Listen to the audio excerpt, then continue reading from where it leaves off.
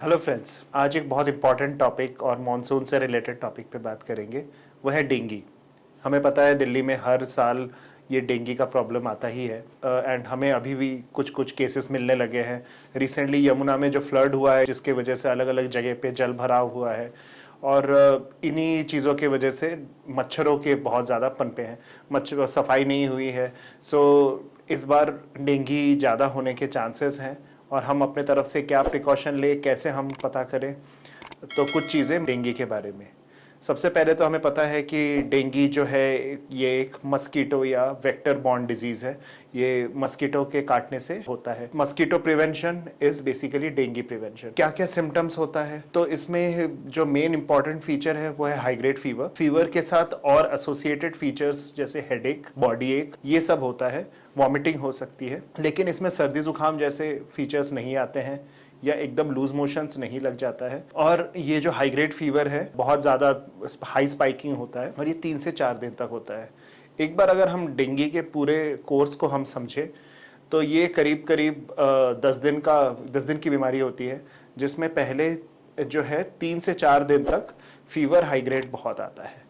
लेकिन जब ये फीवर आता है बच्चा खाता नहीं है, बच्चा सुस्त हो जाता है ना, और it takes a toll on the body. लेकिन फिर धीरे धीरे 5वें छठे दिन जो है फीवर गायब हो जाता है, लेकिन तब डेंजर पीरियड होता है।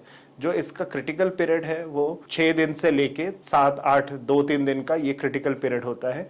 इसी टाइम पे जो हम देखते हैं प्लेटलेट घटता है और हीमो कॉन्सेंट्रेशन या फिर ब्लड का कॉन्सेंट्रेशन बढ़ जाता है। तो इसी से सारी कॉम्प्लिकेशंस होती है। और इस बीमारी की खासियत है ये थर्ड स्पेस लॉस करता है। इसका मतलब है कि पेट के अंदर या छाती में पानी भर सकता है ना, ब्लड से जो है वाटर बाहर जाता है, ब्लड वेसल से बाहर जाता है और इसके वजह से जो कॉम्प्लिकेशंस आती है। तो क्या हर एक डेंगू का जो है, जिसको डेंगू डायग्नोज हुआ है, क्या हमें उनको एडमिट करने की ज़रूरत है? ऐसा नहीं है। क्या क्या चीज़ों के में हम लोग अगर डेंगू के किस किस केस को हम एडमिट करते हैं? अगर डेंगू के साथ पेट में दर्द हो या पेट दर्द या वॉमिटिंग ज़्यादा हो रही है, 1। सेकेंड, अगर आपको लगता है कि आपका बच्चा बड़ा सुस्त है, ठीक है, खाना पीना नहीं खा रहा है, ये एक बहुत इंपॉर्टेंट और डेंजर साइन है।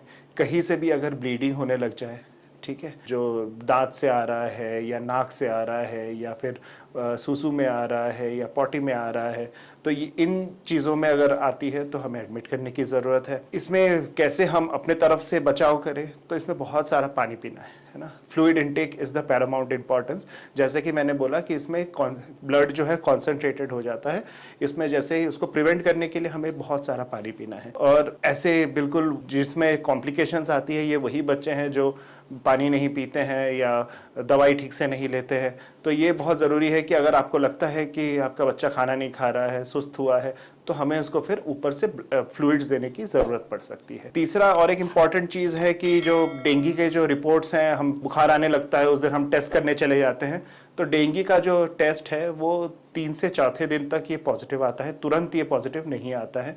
तो हम ये भी समझे कि एक पहले दिन ही हम अगर टेस्ट कराने जाएं तो पॉजिटिव आने के चांसेस कम होते हैं और हमें कभी कभी डायग्नोसिस में डिले हो जाता है। तो अगर आपके बच्चे में हाई ग्रेड फीवर है, बदन दर्द है, हेडेक हो रहा है, तो तुरंत अपने डॉक्टर के पास सलाह करें, ओपीडी में दिखाएं और उसको फॉलोअप मिले।